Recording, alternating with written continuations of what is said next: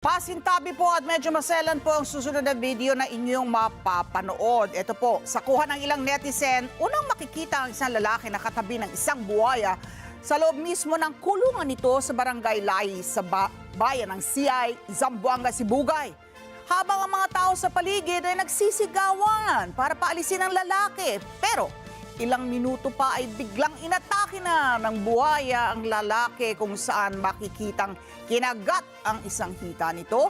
Saka sinimulang iwas-iwas. Ang biktima ay lalo pang nagsigawan ng mga tao sa lugar.